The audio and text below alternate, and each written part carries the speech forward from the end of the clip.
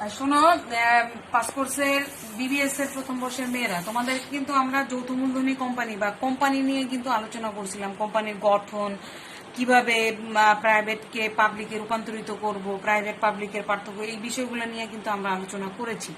এখন এর মধ্যে কিন্তু আমরা একটা স্মারকলিপি বলে একটা জিনিস দেখেছিলাম, যে স্মারকলিপি জিনিসটা কি, এটাকে আমরা আলাদা করে এবং এর কি ধারাসমূহ, এগুলোকে আজকে আমরা আলোচনা করব। দেখো, স্মারকলিপি হলো কোম্পানির মূল দলিল।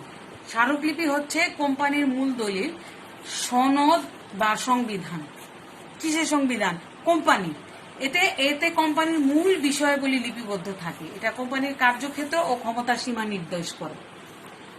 এতে অন্তর্ভুক্ত নেই এমন কোনো কাজ কোম্পানি সম্পাদন করতে পারে না। অর্থাৎ তাহলে কি, একটা কোম্পানির যা যা কাজগুলো করতে পারে শুধুমাত্র সেই জিনিসগুলো এখানে অন্তর্ভুক্ত থাকবে। এতে নেই এমন কোনো কাজ যদি কোম্পানি করে, তাহলে সেটা আইনগতভাবে গ্রহণযোগ্য হবে না। এখন এই কোম্পানির স্বতন্ত্রভাবে এরূপ দলিল প্রণয়ন করা আসলে অত্যাবশ্যক। এ প্রসঙ্গে দু একজন মনীষী কি বলেছে আমরা সেই জিনিসগুলো দেখি। বিচারপতি লর্ড কেয়ার্স বলেন, স্মারকলিপি হলো কোম্পানির সনদ যা আইনের বলে গঠিত কোম্পানির ক্ষমতার সীমা নির্দেশ করে। আর বিচারপতি এল.জি. ব্রাউনের মতে স্মারকলিপিতে কোম্পানির ওই সকল মৌলিক বিষয়াবলী লিপিবদ্ধ থাকে যার ভিত্তিতে কোম্পানি নির্দিষ্টভাবে নিবন্ধন করা যায়। অর্থাৎ কি, স্মারকলিপিতে যদি সঠিক বিষয়গুলো না থাকে তাহলে কিন্তু কোম্পানি নিবন্ধন করা যাবে না। এ সকল শর্ত সমভাবে শেয়ার হোল্ডার, পাওনাদার ও অপরাপর জনসাধারণের স্বার্থে লিপিবদ্ধ করা হয়। অর্থাৎ স্মারকলিপির বিষয় শুধু যে শেয়ার হোল্ডার অর্থাৎ মালিক তাদের জন্যই না, যারা পাওনাদার এবং অন্যান্য কিছু যে পক্ষ আছে সবার জন্যই কিন্তু স্মারকলিপির এই বিষয়গুলো খুবই গুরুত্বপূর্ণ।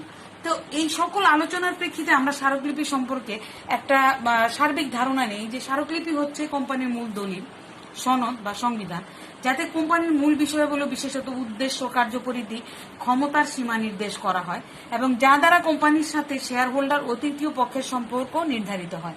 1994 সালের কোম্পানি আইনের 9 ধারা অনুযায়ী এরূপ দলিল মুদ্রিত বিধৃত বিষয়াবলী ধারাবাহিক সংখ্যানুক্রমিক অনুচ্ছেদে বিভক্ত হওয়া আবশ্যক।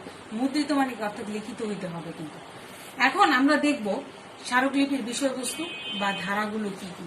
স্মারকলিপিতে যে সকল বিষয় অন্তর্ভুক্ত থাকে তা 1994 সালে কোম্পানি আইনের 6 ধারায় বর্ণনা করা আছে।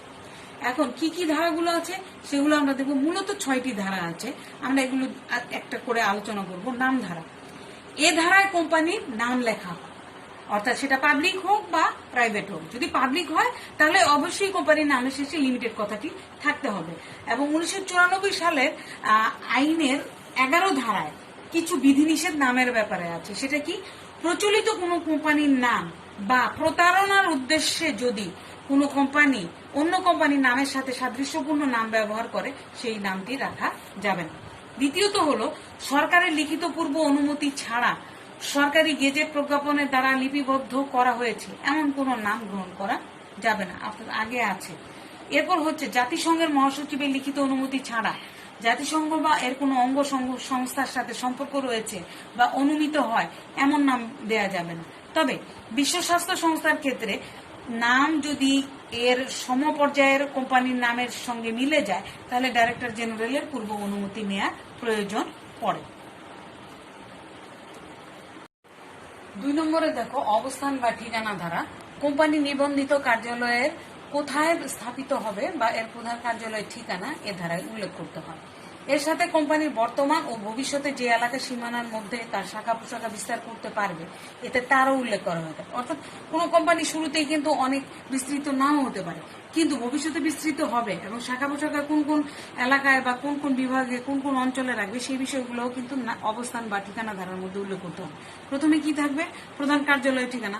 আর দ্বিতীয়ত যে জিনিসটা উল্লেখ করতে হবে, বর্তমানে যদি কোনো শাখা রাখতে চায় সেটার ঠিকানা রাখতে হবে, আর যদি ভবিষ্যতেও করতে চায় তো সেই এলাকাগুলো সীমা বা শাখা প্রশাখা বিস্তার করতে পারবে সেই জায়গাগুলোর নাম এখানে উল্লেখ করতে হবে। এরপর হচ্ছে উদ্দেশ্য ধারা। কোম্পানি কোন ধরনের ব্যবসায়ের সাথে জড়িত থাকবে তা এই ধারায় উল্লেখ করা হয়। মূলত এই ধারা কোম্পানির কার্যক্ষমতা সীমা নির্দেশ করে। ভবিষ্যতে কোম্পানি যে সকল ব্যবসায়ের সাথে জড়িত হতে পারবে তাও এক্ষেত্রে উল্লেখ করা আবশ্যক, কারণ এর বাইরে কোনো কাজ ক্ষমতা বহির্ভূত কাজ হিসেবে গণ্য হয়, যাকে কখনোই আইনের দ্বারা বহাল করা যায় না। তার মানে শোনো, আমরা দেখবা যে কোনো কোনো বিস্কুট কোম্পানি, হ্যাঁ, প্রথমে বিস্কুট কেক শুরু করলো, হ্যাঁ, পরে দেখা গেল কি যে তারা পাউরুটি, মিষ্টি পাউরুটি এটা শুরু করলো। তারপর দেখা গেল যে কেকের বিভিন্ন ধরনের অফারে চলে গেল, এরপরে বিভিন্ন ধরনের রকমে চলে গেল, এরপরে দেখা গেল বিস্কুটের বিভিন্ন প্রকারে চলে গেল। এইভাবে দেখা গেল তারপরে এরপরে শুরু করলো তারা মিষ্টি জাতীয় কিছু পণ্য উৎপাদন করা শুরু করে। কিন্তু যে কোনো কোম্পানির ক্ষেত্রে যাই কিছু করুক না করুক বা ভবিষ্যতে করতে চায় বা না চায়, সেই উদ্দেশ্যগুলো কিন্তু এখানে লিপিবদ্ধ করতে হবে স্মারকলিপিতে। যদি উদ্দেশ্যে লেখা না থাকে তাহলে কিন্তু ওই কাজটি যদি ভবিষ্যতে তারা করতে যায় তাহলে সেটা আইনের দ্বারা বহাল করা যাবে না। অর্থাৎ যা কিছুই স্বপ্ন বা পরিকল্পনা আছে তা স্মারকলিপিতে উল্লেখ করতে হবে, যাতে ভবিষ্যতে ওই কাজটা তারা করতে পারে। এরপর হচ্ছে মূলধন ধারা। এ ধারায় কোম্পানির প্রস্তাবিত মূলধনের পরিমাণ এবং এর জন্য শেয়ার সংখ্যা, শেয়ারের মূল্যমান কি হবে তার এখানে উল্লেখ করা হয়। এই মূলধনকে কোম্পানির অনুমোদিত বা নিবন্ধিত মূলধন বলা হয়ে থাকে। এর অতিরিক্ত মূলধন কোম্পানি সংগ্রহ করতে পারে না। এটা মাথায় রাখতে হবে যে মূলধন শেয়ার দ্বারা নির্ধারিত হবে, শেয়ারের মূল্যমান কি হবে এবং এই মূলধন এখন কতগুলো সংগৃহীত হবে, ভবিষ্যতে কতটুকু সংগৃহীত হবে, মোট মূলধনের পরিমাণ কি হবে, তা সবকিছুই মূলধন ধারায় উল্লেখ থাকতে হবে। অর্থাৎ কোনোভাবেই এখানে যে মূলধনের পরিমাণ লেখা থাকবে সেটা এর অতিরিক্ত মূলধন ভবিষ্যতে কখনোই কোম্পানি সংগ্রহ করতে পারে না। অর্থাৎ মূলধনের পরিমাণ 10 কোটি, বর্তমানে 2 কোটি নিয়ে শুরু করেছে, কিন্তু 8 কোটি সে জোগাড় করতে পারবে, এটা করতে পারবে, কিন্তু মূলধনের পরিমাণ লেখাই আছে 2 কোটি, কিন্তু ভবিষ্যতে সে এটা 3 কোটি করতে পারবে না, কারণ 3 কোটি সংগ্রহ করতে পারবে না, কারণ তার স্মারকলিপিতে উল্লেখ নাই। এরপর আছে দায় ধারা। এতে কোম্পানির সদস্যদের দায়ের প্রকৃতি কি হবে তার উল্লেখ করা হয়ে থাকে।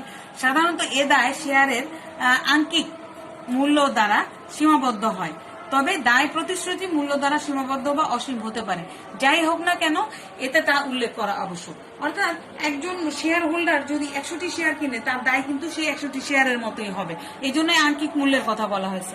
আর যদি আমরা প্রকারভেদের মধ্যে দেখেছি কিন্তু কোনো কোনো শেয়ার হোল্ডার যদি প্রতিশ্রুতি মূল্য দ্বারা দায় বহন করতে রাজি থাকে পূর্ব থেকেই, তাহলে সেইভাবেও কিন্তু তার দায় অসীম হতে পারে। যাই হোক না কেন, যে বিষয়টাই হোক না কেন, শেয়ার হোল্ডাররা আঙ্কিক মূল্য নেবে না প্রতিশ্রুতি দ্বারা দায় বহন করবে সেটা স্মারকলিপিতে উল্লেখ থাকতে হবে। 6 নম্বর হচ্ছে সম্মতি ধারা।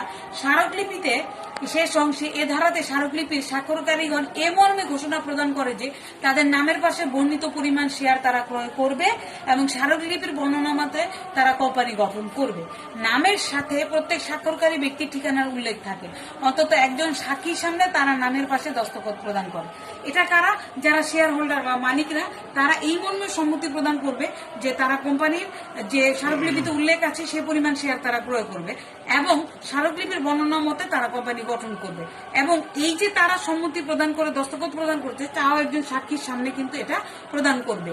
এইভাবেই তাদের সম্মতিটা তারা প্রদান করবে। তাহলে আমরা কয়টা বিষয় পেলাম? একটা হলো নাম ধারা, একটা হচ্ছে অবস্থান ধারা, তারপর হচ্ছে মূলধন ধারা, তারপর হচ্ছে তোমাদের উদ্দেশ্য ধারা, উদ্দেশ্য, তারপর হচ্ছে মূলধন, এরপর হচ্ছে দায় এবং তারপর হচ্ছে সম্মতি। দেখো 6টা বিষয় কিন্তু: নাম, অবস্থান, উদ্দেশ্য, মূলধন, দায় এবং সম্মতি। এখন এই বিষয়গুলো স্মারকলিপিতে যথেষ্ট সতর্কতার সাথে অন্তর্ভুক্ত করতে হয়, কারণ পরবর্তীতে এর যে কোনো পরিবর্তন যথেষ্ট আইনগত আনুষ্ঠানিকতাপূর্ণ ও জটিল হয়ে থাকে। অর্থাৎ স্মারকলিপির যে পরিবর্তন করা যাবে না তা কিন্তু নয়, কিন্তু অনেকটা জটিল। সেই জন্য এখানে সতর্কভাবে যে জিনিসগুলো আসলে উল্লেখ করা দরকার সেই জিনিসগুলো অবশ্যই উল্লেখ করে দিতে হবে। আইন অনুযায়ী এইরূপ দলিল মুদ্রিত অর্থাৎ লিখিত হতে হবে এবং এর বিধৃত অর্থাৎ যে বিষয়গুলো মুদ্রিত হয়েছে ধারাবাহিকভাবে সংখ্যানুক্রমিক অনুচ্ছেদে বিভক্ত হওয়া আবশ্যক। অর্থাৎ আমরা কিন্তু নামের আগে অবস্থান দিতে পারবো না, অবস্থানের আগেই উদ্দেশ্য দিতে পারবো না। যে বিষয়ের পর যে বিষয়টা আসতেছে এবং যেভাবে ধারাবাহিকভাবে বিষয়গুলো আসলে অনুসরণ করা দরকার, মুদ্রিত হওয়া দরকার, সেভাবেই বিষয়গুলো স্মারকলিপিতে অনুচ্ছেদে বিভক্ত হওয়া আবশ্যক। নতুবা কিন্তু এটার পরিবর্তন করা যথেষ্ট আইনগত ঝামেলাপূর্ণ হবে। কারণ আমরা জানি যে কোম্পানি 1994 সালের আইন অনুযায়ী গঠিত হয়, আর 94 সালের আইন অনুযায়ী কিন্তু কোনো পরিবর্তন বা বিলোপ যাই কিছু করি না কেন আইনের মাধ্যমেই করতে হবে। সুতরাং আইনের মাধ্যমে যে বিষয়টা করতে হয় সেটা কিন্তু খুব সহজ নয়, অবশ্যই অনেক কিছু মেনে তারপর সেইগুলো বাস্তবায়ন করতে হয়। সুতরাং স্মারকলিপিতে এই যে ধারাগুলোর অন্তর্ভুক্ত বিষয়গুলো সঠিকভাবে লিখিতভাবে সতর্কতাভাবে এবং ধারাবাহিক এবং পর্যায়ক্রমিকভাবে সংখ্যানুক্রমিকভাবে অনুচ্ছেদে বিভক্ত হতে হবে। এই বিষয়টা আমরা আজকে স্মারকলিপি বিষয় নিয়ে আলোচনা করলাম। পরবর্তী ক্লাসে আমরা তোমাদের আরেকটা বিষয় আছে যে পরিমেল নিয়মাবলী। আমরা পরিমেল নিয়মাবলী কি এবং পরিমেল নিয়মাবলীর মধ্যে কি কি বিষয়গুলি অন্তর্ভুক্ত থাকে সেই বিষয়গুলো নিয়ে আমরা আলোচনা করব।